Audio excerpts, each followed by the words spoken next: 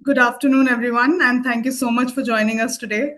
As a part of gLOCAL Evaluation Week 2026, Clear South Asia is very pleased to host today's session using AI in evaluation practice, what works across the evaluation cycle. We are delighted to have a very distinguished panel with us, and we look forward to a very engaging conversation with all of you today. Before I hand it over to our moderator, I'd quickly like to go over a few housekeeping notes. Please note that participants will not be allowed to unmute themselves during the session. Please use the chat and the Q&A features to engage with us. Please reserve the Q&A option to ask questions to the speakers and panelists, and the chat option for any logistics and technical issues, resource sharing, or any interaction with your fellow participants.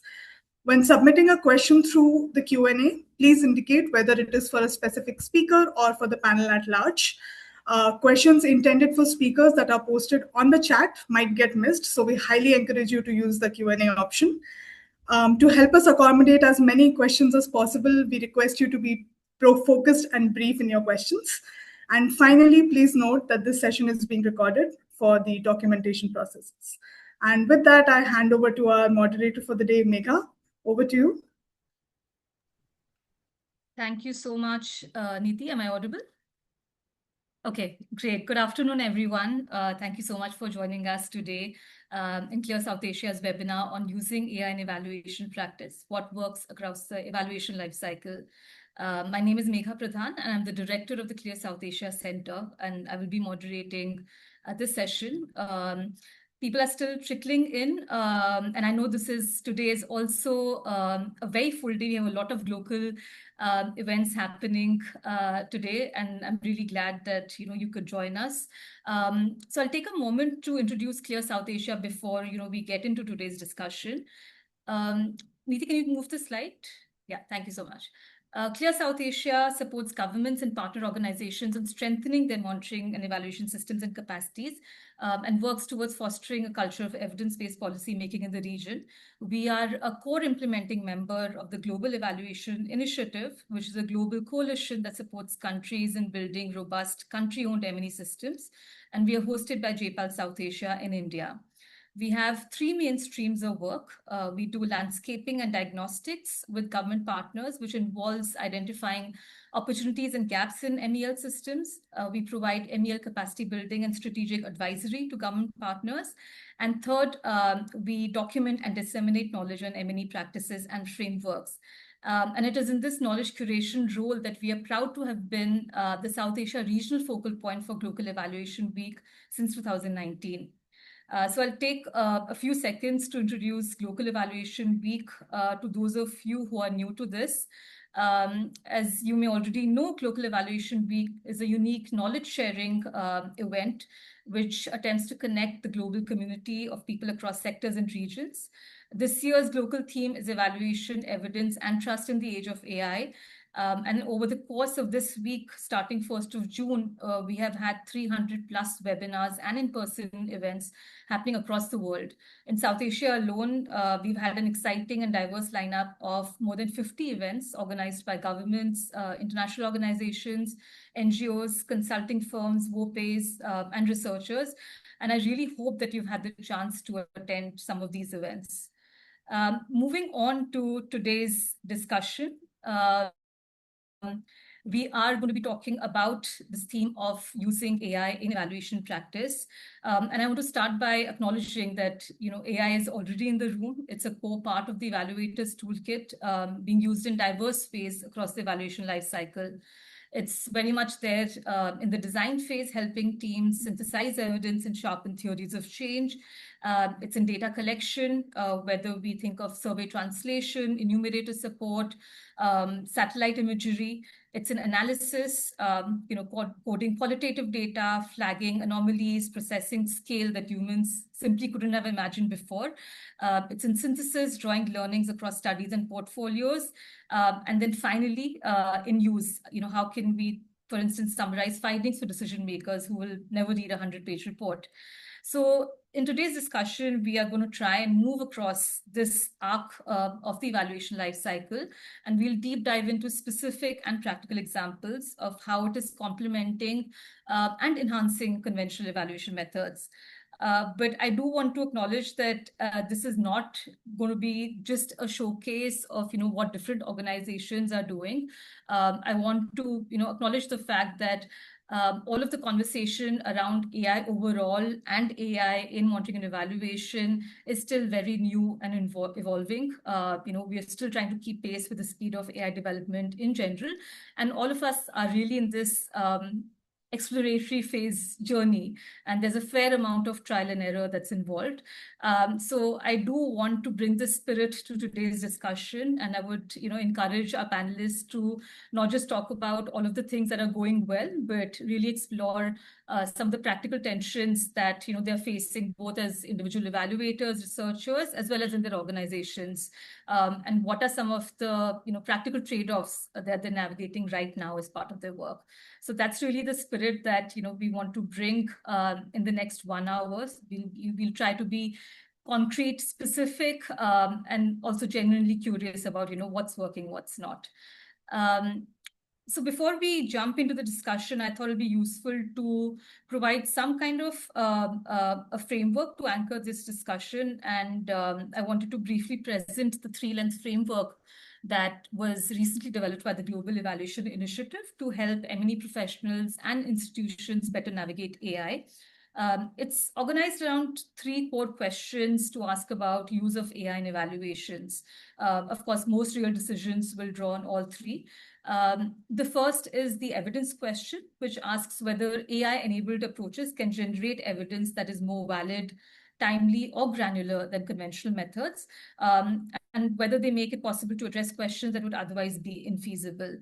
The second is the workflow lens that looks at where AI can address real constraints in evaluative work, distinguish between automating routine tasks, augmenting human judgment, and where is it that it's enabling processes that were not previously possible. And finally, and I think something which is really, really core, given that a lot of us work on this in the area of capacity building, really is the capability lens, where that asks what people and institutions need to know, do, and have in place to work responsibly in an AI-influenced environment. So this is really just a framework that we can use to anchor the discussion. And I'll also request Neeta to share this document in the chat box, and you guys can go through this later. Now I'll move to introducing you to the people who are in this discussion today, who are going to make this conversation worth having. So I'll start by introducing Dr. Neeta Goel, who's a senior evaluation specialist at ADV's Independent Evaluation Department. Neeta has over 25 years of experience in design, implementation, and evaluation of development interventions. Prior to ADB, Neeta served as the country lead for measurement, learning, and evaluation at the Gates Foundation. Next, we have Maaike Bijker, who's the Chief of Evidence in UNICEF India, where she provides leadership for evidence, data, and knowledge management to ensure that UNICEF's work is credible and informs policies and programs to achieve better results for children. We have with us Paramjyoti Chattopadhyay, who's the Head of Research, Assessment, Monitoring and Evaluation at the UN World Food Programme in India. Param brings nearly 20 years of experience in the development sector, having worked in evidence-based policy advisory, M&E, and program design and implementation with the focus on poverty alleviation, food security, and climate-resilient agriculture. Prior to joining WFP, Param also led evaluations of Government of India's programs at Development Monitoring and Evaluation Office of Niti Aayog. And last but not the least, we have Tithee Mukhopadhyay, who's the Deputy Executive Director of gLOCAL South Asia. Here she drives strategic priorities and organizational growth. She also leads the research team's work to strengthen the infrastructure for randomized evaluations in India and provide strategic direction for global research and institutional initiatives across gLOCAL. Thank you so much, all of you, for joining us here today, and I'm really excited for the discussions that we're going to be having. Neeti has already talked about some of the housekeeping and logistical considerations. I also wanted to share that, we have just 1 hour and we have a lot of content to cover. So we're going to try and keep it tight. We'll have one round of introductory remarks by all our panelists, and followed by a few focused questions for all of them based on the work that they're doing before we move into question and answers from the audience. So I'll start with the first round of questions. I'd like to keep it broad. I would want to invite, all of the panelists to draw on their own individual and organizational work. So again, wearing, I think, both, your evaluator, your researcher role, thinking about how, you're integrating AI in your own work streams, and also some of the organizational experience that you've had, and really share a little bit about how AI is showing up in the work that you do, highlighting the good, the bad, and frankly, also what's confusing. And I'm sure there's a lot of that to discuss. So let's get started. Neeta, I will start with you, and then maybe we can move to Maaike, Param, and Tithee in that order. Okay, thank you, Megha, for that great introduction. Could you confirm you can hear me clearly, first of all? We can hear you. Yes, I see you nodding. Okay. So thank you for this invitation and for this opportunity. I have to say, I find AI conversations, especially with evaluators, really interesting, because I nearly always learn something that I didn't know earlier, either a trick or a strategy or a risk. And I'm looking forward to learning from all of you, and perhaps even from the Q&A if we can stay on time, right? So now, just coming to your question, I wanted to respond by saying, at ADB and IED specifically, we aren't looking at AI as a separate innovation track. Rather, we are trying to see how it can be embedded directly into the evaluation workflow. How do we use it to do more with limited time and resources? Like, how can we use AI to optimize existing processes and products? And so just coming to the evaluation cycle, you mentioned at the beginning, Megha, it's clear to see AI's contributions in terms of evaluation design, where I've used it to synthesize existing evidence, and it can do a pretty good job of that. Data collection, I've tried to use it to design tools to test, survey instruments, for example. If it is given enough context, it can also produce draft lists of FGD questions or interview questions. But I think its most significant value is in the analysis phase. That's where I'm seeing the most impact, because it allows us to move from review of individual unit stuff to actually looking at a more macro level picture in a much faster time period. So what would take us humans longer to look and absorb of data or of, let's say, a body of evidence, AI can do faster. It can, and perhaps more efficiently in other respects as well. And then, of course, coming to the reporting stage, it can help with drafting summaries. We probably all used it for that purpose. And now, having come to what AI can do for us, I think I want to point out that what we all probably know, that risks and limitations are a part of each and every one of these stages. And so what I find that over my career as an evaluator, what has changed is, what AI has changed is some of the stuff that we can do faster. Take some of the processes and improve the speed at which it does things. But it hasn't necessarily, at least as of now, necessarily made evaluations better, because the only people I think who can do that are the evaluators in place. Sort of going back to the framework you shared, which I was reading with great interest, it's even more important today for evaluators to exercise their judgment at each of these stages in order to shape the relevance of what AI is producing for us. So whether it be the design at the design phase, whether it's at the data collection phase, a lot depends on the prompts that you are feeding it. But even more judgment is needed when it comes to looking at the outputs and trying to figure out what is left out of these outputs, or who is, more importantly, left out of these outputs, because AI has a tendency to leave out things or generalize or produce things at an aggregate level, sometimes ignoring or presenting a picture that doesn't really match up with what the reality might be. So in summary, I don't think the question is any longer whether AI can speed up evaluations. I really do think it can, and perhaps all of us have experiences of that. But it doesn't necessarily make the evaluation better. It's the evaluator's role to step in, as always, to guide and assess AI processes and outputs carefully. I'll stop there.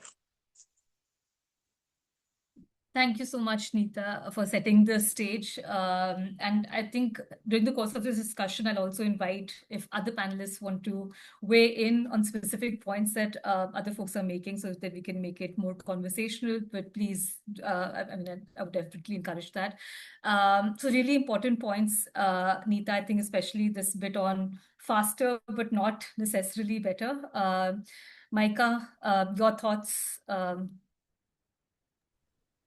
No, thank you, Megha, and thank you, everyone. And very excited because I think Neeta already mentioned, and I'm going to build on what she said, a lot of agreement.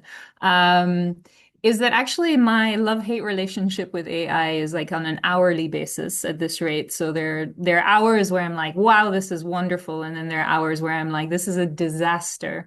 And I don't know how many of us have the same roller coaster of emotions during the day. But I think building on what Neeta said, I think for me, the main challenge as an evaluator is really to think through how can we make sure AI is here. It is here. We know it's here. It's a fact of our life. And this idea that this approach of policing it, I think, is not going to be a helpful approach. So it's more about how can we make sure that we can trust whatever we do produce. And for me, that's on the one hand, that's a sort of, not only looking at tools, and I think this entire gLOCAL week, by the way, was really interesting looking at a lot of tools. It's also, like Neeta said, it's looking at the outputs, right? What do we produce using those tools? And how can we then make sure that we actually trust fundamentally what comes out of that?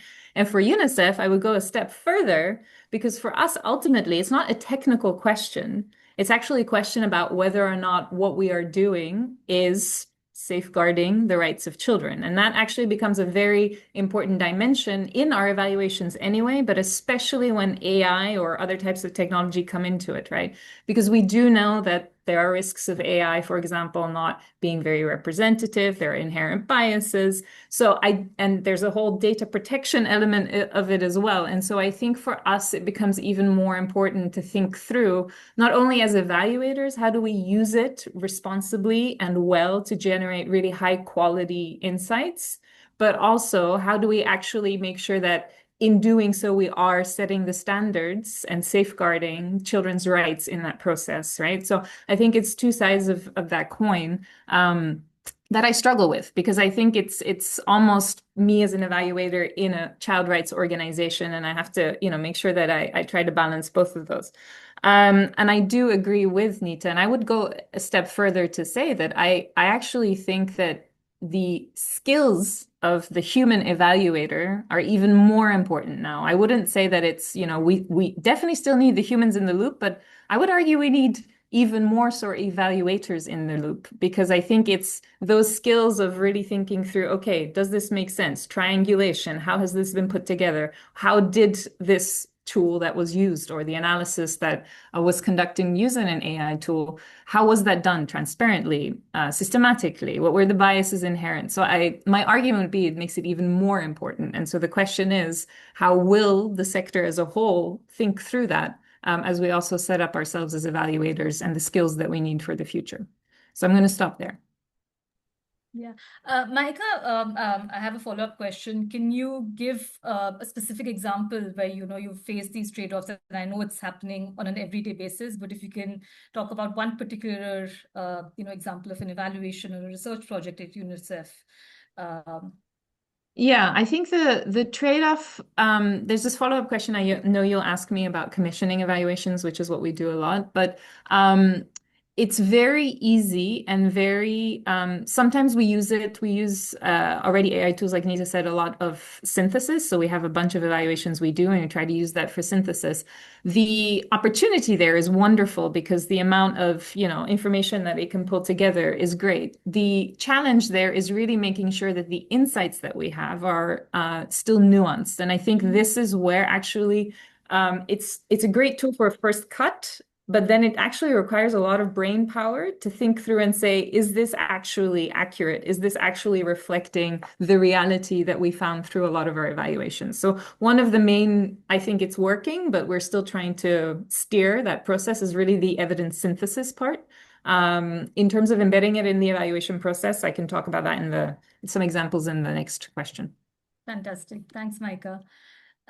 Okay, I'll move on to Param. Param, it would be really great to hear a little bit more about the kind of integrations that are happening, AI integrations that are happening at WFP, both at the global level as well as in India, especially given sort of the large scale programs that you work with, focusing on social protection around food and nutrition security. So I know there's a lot of innovation that's happening, so would love to hear more about that.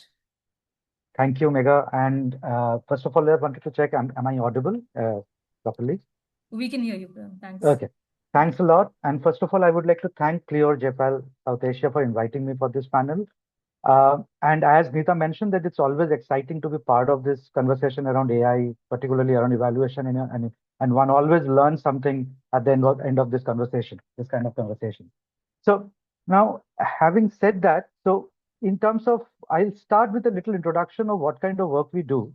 And then I will move on to some of the examples where WFP has been integrating AI in different aspects of of their operations, which includes the monitoring and evaluation aspects as well. So, WFP is fighting global hunger by delivering life-saving food, cash, and nutritional support in emergency situations. Beyond immediate disaster relief, we also work on strengthening local resilience, help communities adapt to climate change, and also manage vital supply chains for the humanitarian community at large. So we manage a lot of large supply chains across the world through which this kind of assistance, humanitarian assistance, is given to benefit or reached out to the beneficiaries. So in terms of integration of AI, it's no longer a future concept, as mentioned by Neeta and Maaike both. It is already embedded in many aspects of our global day-to-day operations. So it is helping us predict food insecurity. It's helping us identify malnutrition hotspots. It is helping us optimizing our supply chains, and also helping us in doing monitoring evaluations, particularly the analysis part of large data sets, disparate data sets, bringing them together, integrate them, and come out with some sensible or some reasonable outputs. So it is guided by the AI integration at WFP at all levels, is guided by a dedicated global AI strategy for 2025-27. And it is a first of its kind AI strategy in the event system, which integrate AI and machine learning across operations, across the life cycles, from early warning to last mile delivery. So now coming to monitoring evaluation specifically, so WFP is integrating AI to automate data collection. It has been doing it at a large scale across geographies, different countries, verifying aid delivery in terms of the operational accuracy, integrity, identifying leakages. Then it is also using AI in predicting hunger crisis, and of course, evaluate program impacts in near real-time basis. So this I will now elaborate further with some examples. In terms of program monitoring, if I start with monitoring, the WFP has developed an enterprise deduplication service. It's called EDS, for the short form, which utilizes AI and facial recognition for biometric verification. And it eliminates duplicate beneficiary profiles in rapidly moving emergency settings. So it actually analyzes facial features, names, and other details of the beneficiaries, and identifying if there are duplicate entities or duplicate identities in the beneficiary list. A pilot of this tool was conducted in Mali, and it actually corrected the database errors, and it is successfully prevented duplicate assistance with a very large extent. So it saved actually uh, uh, more than 431,000 USD in a 6 months pilot, and it is projected to save at least 4.7 million USD in 2026 as it is being scaled globally by WFP. So this savings in monetary terms, it is equivalent to around 6.7 million additional meals. So you can understand the kind of benefit this kind of integration with AI tools can provide to large humanitarian organizations. Now, coming to the next example, it is around crisis and damage assessment.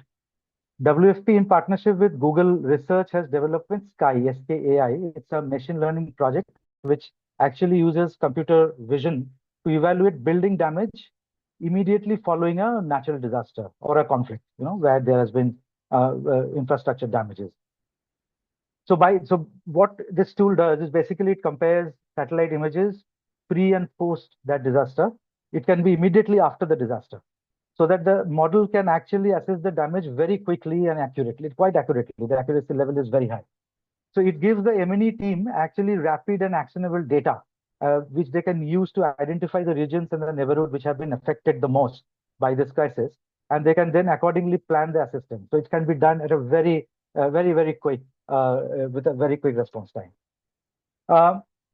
Then in terms of predictive analytics, we have the Hunger Map live, which is again an AI-enabled global hunger monitoring tool, which integrates data from various sources, various indicators in terms of food security, conflict, climate change, markets, macroeconomic indicators, and so on. And it is done over 90 countries, which generate continuously updated picture of food security, where data otherwise would be very difficult to get all this data together. So instead of waiting for static survey results, the field teams, the survey teams can actually receive up-to-date daily food security estimates, and accordingly then have those advanced warnings for impending crisis and plan accordingly. Now, these are all global monitoring level kind of examples.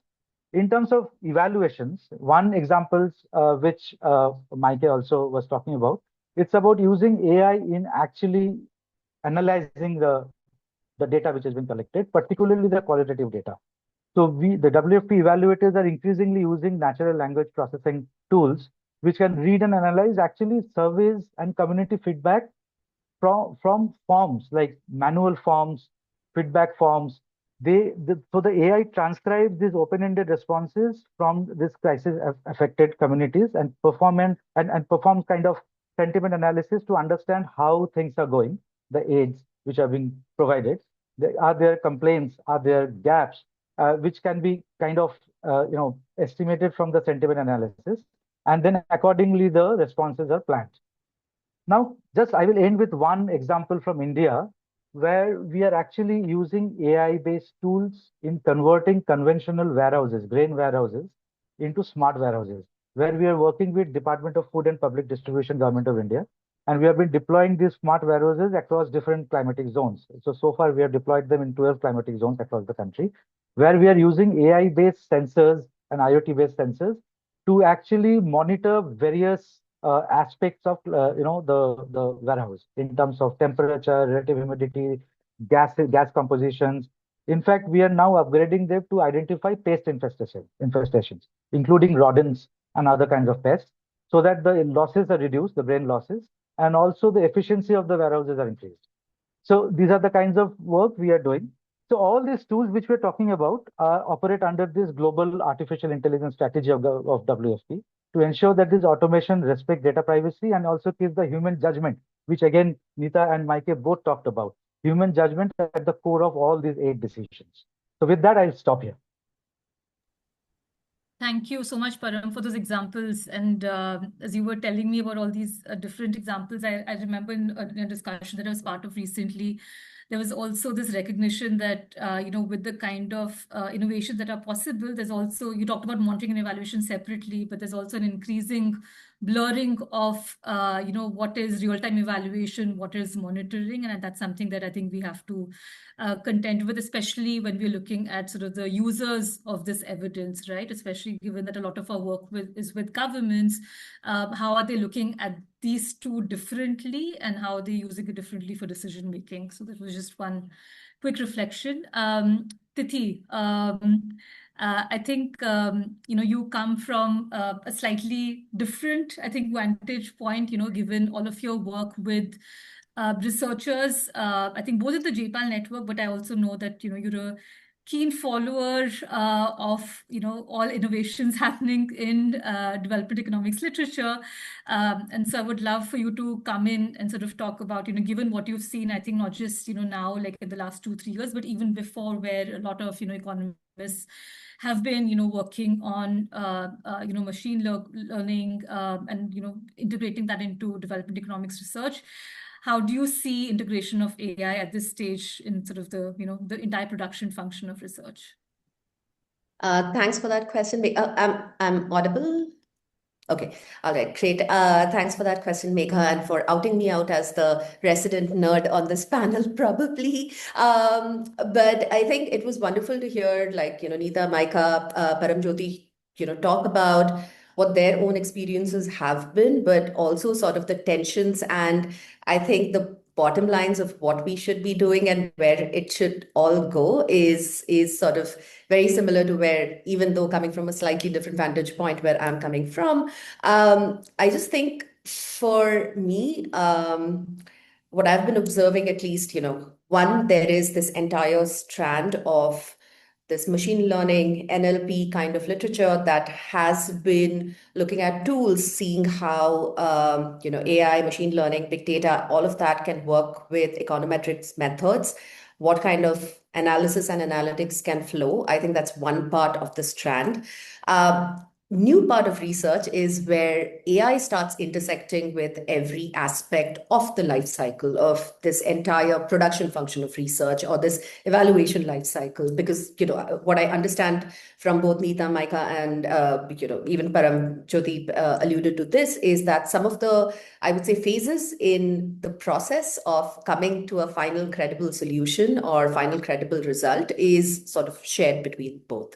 So I think right off the bat, I'm going to say that AI is, we have our frustrations with it. It's here to stay.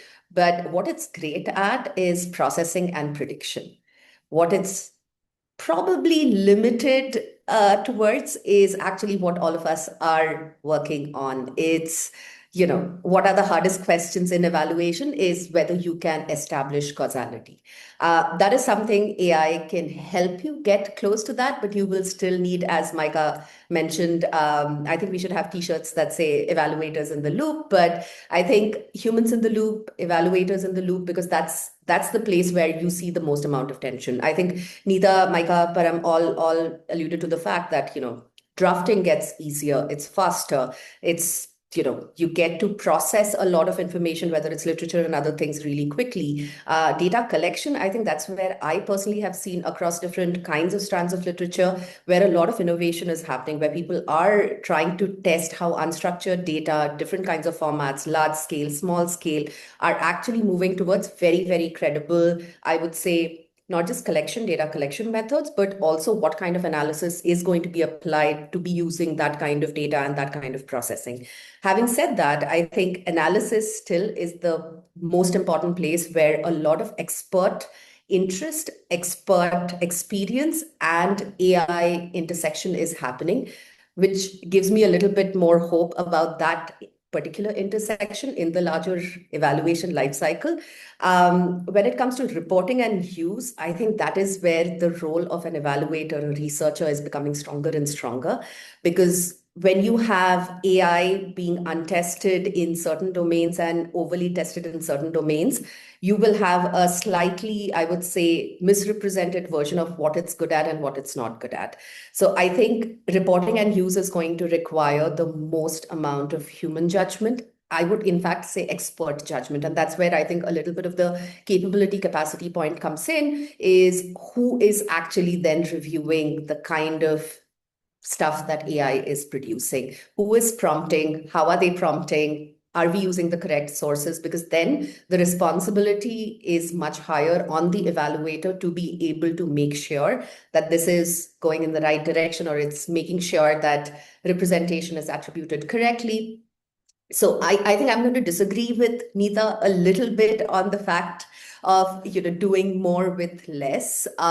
It's actually not a complete disagreement. I would say for me, what I have noticed, at least in this entire research process across different things, is we are seeing a very important clustering of AI being moved into things that require batch processing and rote task mimicking, which technically frees up very scarce evaluator and researcher bandwidth or resources to be able to do the things that require a lot more judgment. So I would say I'm definitely seeing a reprioritization happening. I'm definitely seeing a lot of researchers who are doing some sort of a first pass at the things that were rote tasks. I'm seeing a lot of research staff doing a lot of the first pass for the rote tasks. But when it comes to actually doing things like writing that report, looking at the analysis, trying to understand the results, that is where I think that credibility question comes in. And that's where I feel the credibility of evaluators is going to start becoming more and more and more important to the larger process, how we integrate with that. And the second thing, I think, as evaluators, as researchers, I think coming up with a little bit of a benchmark, like what is good enough, and what is great, would be good to share on some of these platforms. I'm sure like we already do that, but I think here itself within this panel, there is like so much knowledge to be able to discuss what a benchmarking exercise, rather than what Maaike said, like a policing or a like absolutely guardrailed and no space for innovation kind of exercise looks like. So yeah.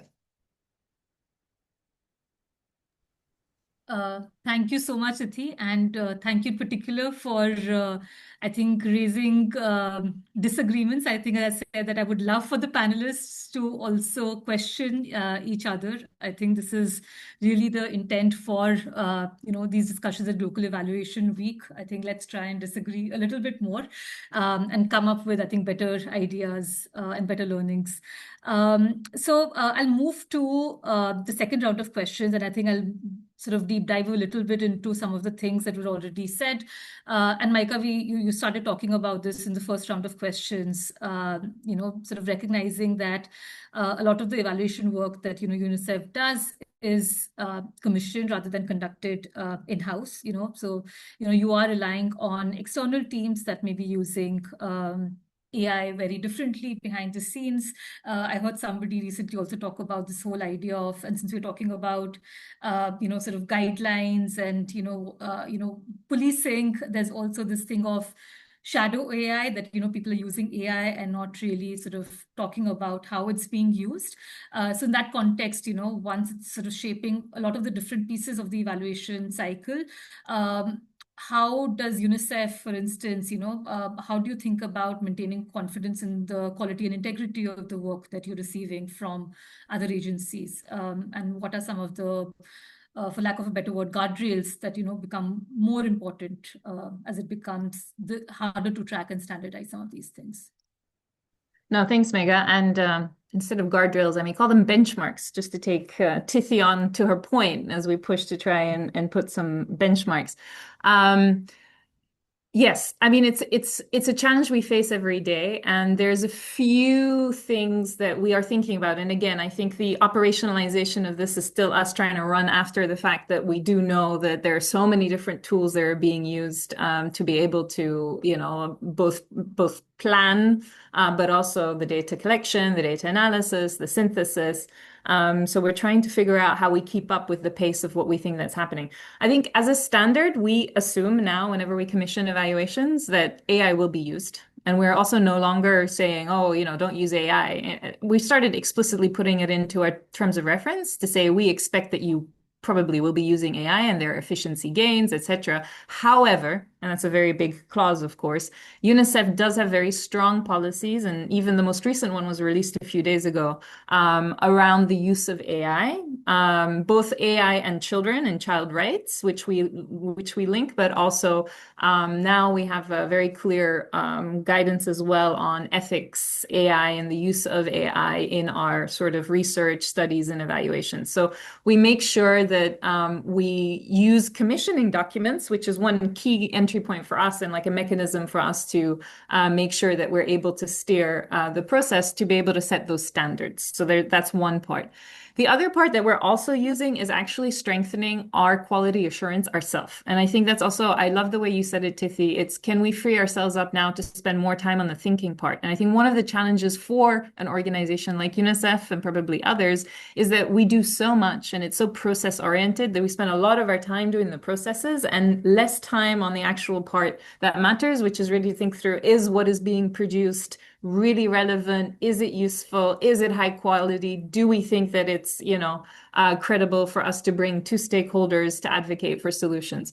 So it frees some of that time up, but we are also using AI in a sort of smart way to make sure that we do our quality assurance better. And one of the examples that actually my colleague Atiche just spoke on a different webinar about, which links with the third sort of benchmark or guardrail that I would focus on, is to make sure that we're actually focusing very explicitly on the equity and gender dimensions of a lot of our evaluations. Of course, the scope of our work is focusing on children. They're usually more vulnerable populations. We usually tackle issues that are more sensitive and more challenging. And we also are there to make sure that we're focusing on really the most marginalized or the most vulnerable populations.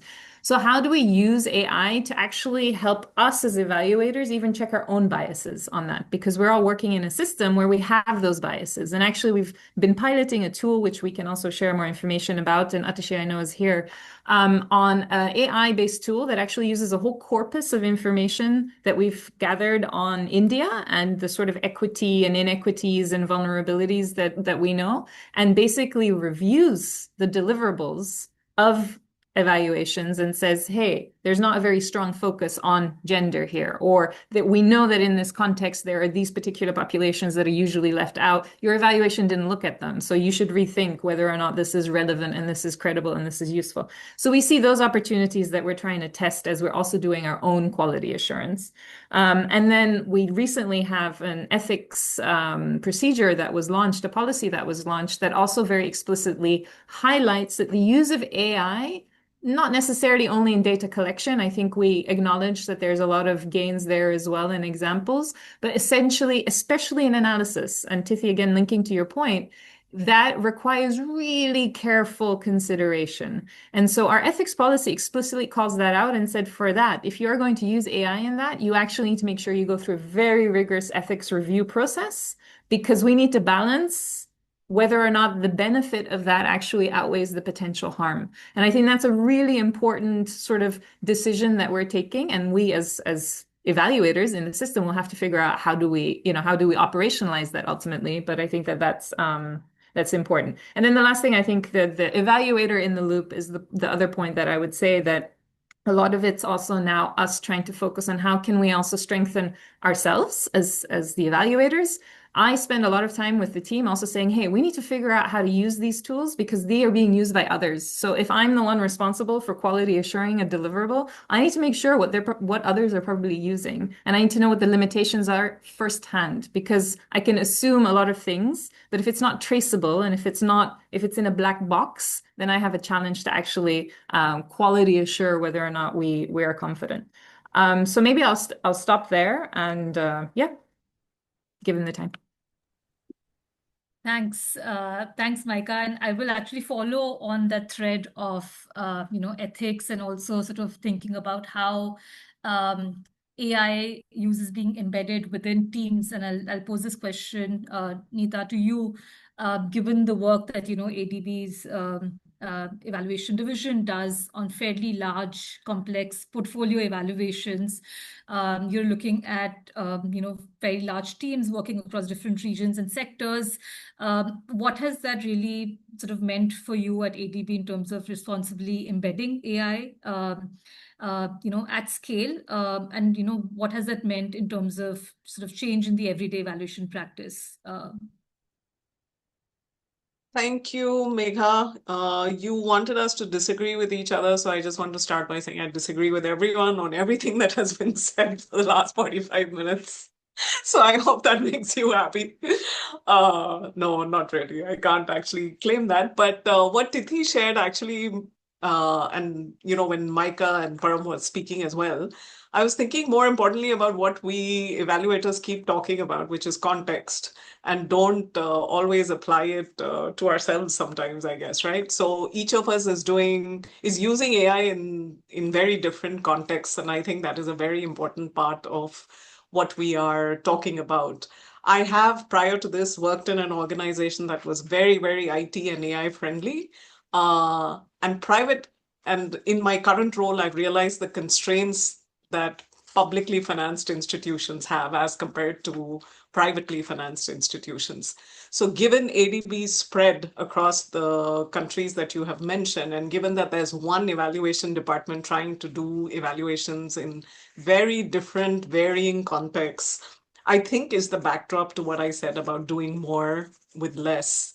But I also want to say that there is a risk there as well, because you do more with less, and then you suddenly have to do more because supposedly time has been freed up.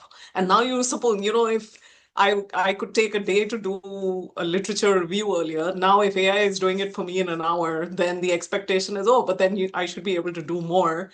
And I don't think that is happening, because the options are you either let AI think for you or you think for yourself while AI is acting. And I don't think that part, I think that is what Tithee was hinting at also, that the thought process has maybe become more complex because now you have to figure out the mistakes an algorithm is making, right? So I think that's something to keep in mind. But yes, coming to your question, I think within the context that we operate and within the context of an evaluation department, there are several things that we are running into, because each of us here, like my colleagues and I here, use AI in slightly different ways. We give it different prompts. We sometimes chat about, I said this, what is the prompt that you used? Because maybe that worked better. So bottom line, I'd say one thing is we need to standardize how and when AI is used. There need to be clear use cases, and at least in institutions like ours, which are publicly accountable, all of our evaluations are in the public space.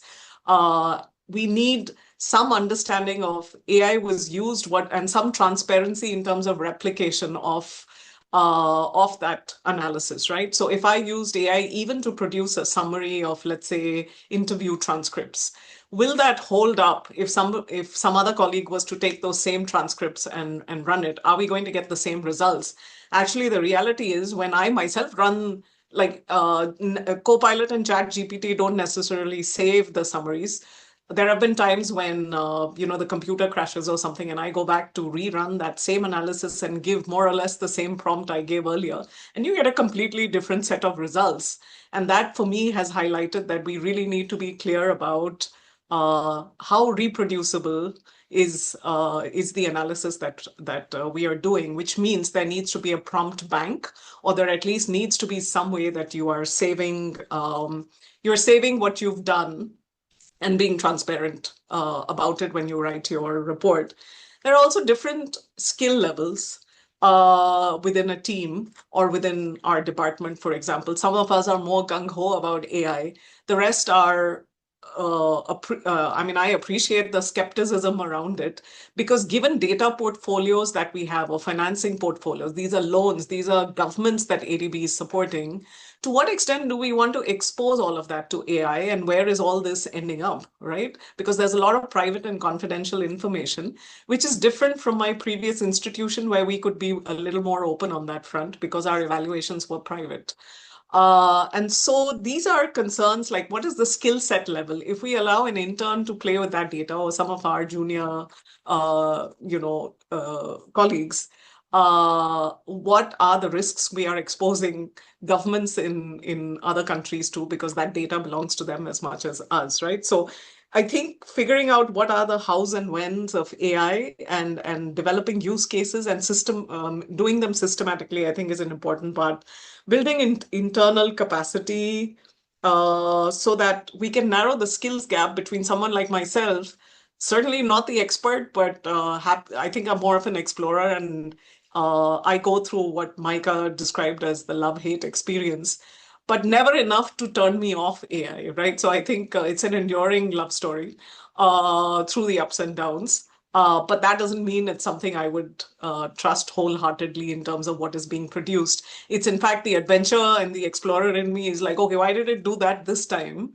But the next time I do it, it does something else. And for me, it's about trying to understand how that's working so that I can do it better the next time. So we need to reduce or narrow the gap between skill sets even within a team. I need to learn to be more patient and cautious. Perhaps other folks need to get a little more excited about what AI offers. And then finally, what I think has already been alluded to by all my colleagues about ethics and governance.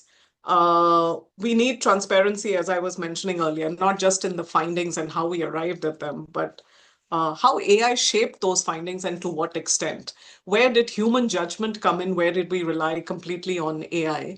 At ADB, we have a rule that anything that is AI produced cannot be used in official documents. I think that is to preserve the safety and the security and to make sure there's human judgment involved. So we can run AI analysis, but no AI outputs can be used in official reports or public documents, which means the forcing function is that a human has to be involved, which I really think is a good thing, given the times that AI produces results that I'm looking at and saying this doesn't even make sense. Like one fail-safe that I use is, even if I'm summarizing a document, I look at the document before I try to get AI to summarize it, because then at least I know, even if it's a quick scan, I know here's what it's trying to say. And then you get AI to produce the results. I've had frustrating times when it produces some strange things that have nothing to do with the actual report I may be trying to summarize. And I remember one day, I think some late in the night, when I was trying to summarize something and it was producing junk, I just asked it, are you hallucinating? And it said, yes, I am. And so I was like, okay, at least there's transparency in terms of what is happening, but it's also very scary because if it's that 1 second when you're too tired or too exhausted to check, it could have very significant implications across the board. And so with all my excitement about AI, I think I've learned it's been a slow process, but I've learned to be extremely cautious, even on the personal front and certainly on the work front. I'll stop there. Thanks, Neeta. I really like the fact that you talked about sort of the different, I think, skill sets as well as attitudes that people have, across teams and across organizations. And I think a lot of times when we're having these discussions, we're always talking about sort of the stellar best cases that, the most exciting innovations that are happening. And I think the risk almost is sort of a feeling that, oh, wow, this is what everybody is doing, but that's not necessarily the picture. We are all, I think, exploring this, and I think it was really useful to hear that from you. I have one last question before we spend a little bit time on the audience questions. And this is a little different from, I think, the discussion that we've been having so far. But I think it's a very important point to make. And this is a question for you, Tithee, because, we've been talking about use of AI tools in monitoring and evaluation in research. But there's also the other sort of side of this, which is, as evaluators, as researchers, how are we thinking about evaluating AI as an intervention, especially given the large investments, that donors and governments are making to use AI to tackle different development challenges. So I think my question was just, for you to talk a little bit about, how researchers are approaching evidence generation on this particular topic. How do you, and especially, how do you evaluate something which is changing so fast? Oh, no, thanks, Megha. And I think I'm going to be quick because we are running out of time. But I think one is the pace, and then asking ourselves, what exactly are we evaluating? I feel no one on this table is actually, as evaluators and as researchers, are evaluating the model of AI. So when Neeta or Maaike are working with a ChatGPT, a Copilot, or a Claude, we are not evaluating the model. We are looking at the deployment of the model. So as individual evaluators, or as, say, for example, even if a social impact organization has created a particular AI tool, what happens when rubber hits the road, when that model is actually being delivered to real people who are going to be tired, real people who are going to be inundated by other kinds of things. What is happening there? So I would say the model and how the model is changing for different kinds of, and think of it as technology in general, right? How technology is moving, there are different versions, so on and so forth. That is the fast moving component. But when technology is hitting this larger bundle, whether it's adoption, whether it's trust, whether it's frontline delivery, targeting, any of that, that is what gets evaluated. So I would actually say you have to separate what is fast and what is slow, because the ecosystem around it is going to take time to change. Whether it's, like I said, if you think of it as just as technology, even organizations that are building this technology know that uptake and trust are going to take a lot of time to be built, right? But I think what is important for us to sort of keep in mind is not having this mechanism where evaluation is a part of development and building and taking it forward. Because if right from the beginning, because if you think about how decisions are being made with respect to AI tools and what kind of solutions go to the market, they are being made on high frequency data that is coming from a captive audience, a captive set of users. So who is it including? Who is not getting included? A lot of decisions are being made on that. So if evaluations are a part of the larger data monitoring, gathering, testing of the product journey, it can keep informing and updating and improving the model that's going to actually be taken to scale with multiple people. I think that also builds on exactly, I think, what Neeta was saying. Maaike also brought up the point of ethics. Every single point, whether it's transparency, reproducibility, replicability, ethics, all of it gets tested when you actually start working with real people. So I would actually say separating the fast from the slow, thinking about, are we talking about a version? Are we evaluating a version of that technology, or the technology in general that has traveled across multiple contexts and back? And again, more and more and more informed, and I would say a lot more thoughtful and meaningful data structures that will help you answer some of these questions. That can I separate the model behavior from actually the model meeting the people behavior? So I would say that would be how I would think about it. Thanks, Tithee. I think that nuance is extremely helpful when we're talking about evaluating AI interventions. I know we have very little time, but I'm also looking at the questions. And Neeta, maybe you can help me here. I think a lot of the questions, I think, have also been answered in some of the discussions that we've already had. I really like this question about the most surprising failure modes that people have found with AI use in their work. And of course, Neeta, you spoke about it as well. Neeta, is there a particular one or two particular questions that we'd want to focus on? Maybe we can have the questions that have been posed. The risk with AI that it quietly substitutes method rather than strengthening it.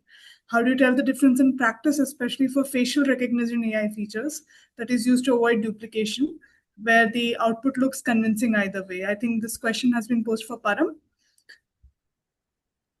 Yeah, I think it's a very, very important question, and it has the risk which has been mentioned in the question has a lot of consequences, because these are aid related interventions where facial recognitions are being done to kind of remove the duplications which are there. So the important thing, as all the speakers have mentioned here, so once the AI has done its job, there is a process of continuous monitoring and validation of the result. So that is very important till the time the model is tried and tested several times and you are very absolutely sure about the accuracy of that model. So this is what is also done at the field level. So I mentioned about the pilot which has been done in Mali. So there also the validation process was made very robust. So whenever there was any kind of duplication which was kind of identified by the AI, so it would be kind of monitored and see whether the results were accurate and what is the accuracy level or the percentage of accuracy. So that would be done to the level and to the extent when the AI model is independent enough to at a certain accuracy level to give that result. Second is the point is there is also another important thing to integrate the results with a strong grievance addressal mechanism. So if there are inaccuracies, there are issues with this process or with the tool. So the beneficiaries should have very easy ways of kind of voicing their grievances that they have been, kind of removed from the beneficiary or they have been wrongfully identified as a duplication. So that process is also integrated as a part of this tool. So these are some of the checks and balances which are integrated as a part of the overall process to ensure that these tools are not, doing something which is not being checked. The third important thing is human oversight, which again, all of us talked about. So somebody is there always. So the policy which WFP follows is that the AI is not replacing human interventions. So human evaluators, human monitoring officers are there to check the results. They are always there to identify the issues and their decisions are the final one. So the AI doesn't take decisions at that level. So I'll stop at that. Okay, thank you so much, Param. We are at time. I knew when we set this up that this is going to be a difficult discussion to have in 1 hour, but this is a starting point. And I think today's discussion is part of this larger sort of puzzle that we're trying to figure out. And I think the entire week of local evaluation events have really been trying to unpack all of these issues that we talked about today. I think the idea was to have an honest conversation about AI and evaluation. As I said, not just showcasing, what's working, but really as a sort of a very genuine and honest reckoning of, where we are. And I think it's clear that there is real value that, people are able to get out of AI in monitoring and evaluation and research. But we've also sort of seen, where the sort of edges are in terms of, where is it that works best, I think this whole question of, what is the underlying data that it's based on? And, we weren't able to get into that in great detail. It's a lot to do with the institutional capacity that exists. And here, of course, we had, I think, 4 organizations, that have that institutional capacity, that have some of these, governance mechanisms. A lot of thought is going into it, but I think also recognizing that a lot of this is missing in other kinds of, institutions and organizations. But I think the big, sort of takeaway for this discussion was, I think, across the board, recognizing, I think, across the evaluation life cycle, sort of the importance of the evaluator judgment, how that plays out in a very, very real way. And I think it's wonderful to see how, while there are these sort of issues that we are still grappling with, the fact that, all of us are thinking very, very carefully about it. I think there were some great ideas on, how we can have benchmarks, I think more sort of, like sort of almost like best practices, things like prom banks that we can consolidate. I think there are a lot of great ideas for the entire evaluation and research community to work on. So thank you so much for today's discussion, to all the panelists for making this really, really enriching. And I hope that all of you who came today found this a useful discussion. There are a lot of, I think, resources, frameworks, documents that are out there that, we'll be happy to share with you. And we hope that, you'll be able to use those in the work that you do in monitoring and evaluation and research. So I'll stop the conversation now, but thank you so much again, everybody, for joining in. Thank you, everyone. Thanks, everyone. Bye. Bye. Thank you. Bye-bye.